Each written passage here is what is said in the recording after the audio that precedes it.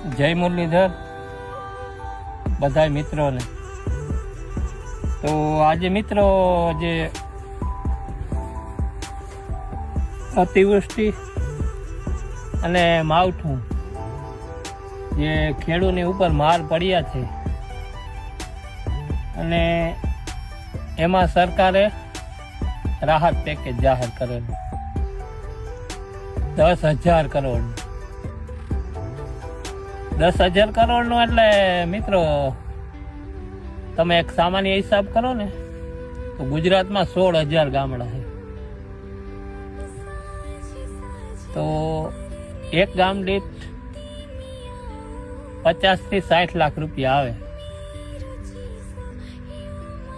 તો મારું ગામ અત્યારે હાલ 5,000 ની વસ્તી છે. તો તમે જો હિસાબ કરો ને તો ખેડૂત દીઠ 10 થી 12,000 રૂપિયા આવે. આ ભાજપની સરકાર અને આ ભૂપા બાપા આપણા પટેલ મુખ્યમંત્રી એને તો બધે વિડિયા જાહેર કરી દીધા. વાહ, ખેડૂતો માટે બહુ કર્યું. 10 થી 12,000 રૂપિયામાં મિત્રો ટ્રેક્ટર વાળો તમારી આંખો દી માંડવી નથી પાડી જતો. 12,000 રૂપિયા એટલે ખેડૂતની તદ્દન મસ્કરી કરી છે આ ભાજપની સરકારે. અને યાદ રાખજો કે 2027માં ભાજપની સરકાર જાય છે અને જાય જ છે. આ ખેડૂતો હારે મજાક છે મિત્રો. 10-12,000 રૂપિયામાં ખેડૂતનું કંઈ ન થાય. એને તો લાખો ને કરોડો રૂપિયાની નુકસાની છે. પણ એ એસીમાં બેઠેલા રાજકારણીઓ કે એના જે સરકારી માણસો છે એને તો આ કઈ દેખાવાનું જ નથી. એને તો એમ કે અમે તો જબરજસ્ત પેકેજ જાહેર કર્યું.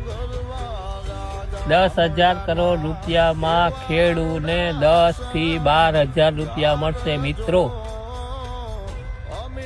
એટલે આમાં કોઈ હરખાવા જેવું નથી. આપણે તો ખેતી પાછી ચાલુ કરી દો, શિયાળુ પાક આવે અને એમાં કઈ 4 મહિના પછી કઈ મોસમ આવે તો સારું છે. બાકી તો ખેડૂતને તો ગધા મજૂરી જ કરવાની મિત્રો. આ મારો વિડીયો સારો લાગે તો ભાજપના 5 મિત્રોને મોકલજો ખાસ, કેમ કે એણે ક્યાંય વિડીયો બનાવ્યા જ નથી.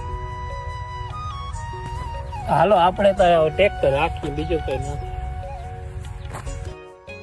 આ જોઈ લ્યો મિત્રો, આ વીઘે 5 થી 7,000 ની મગફળી તો ઉગી ગઈ છે ખેડૂતને. આ સરકારને કેમ દેખાતું નથી?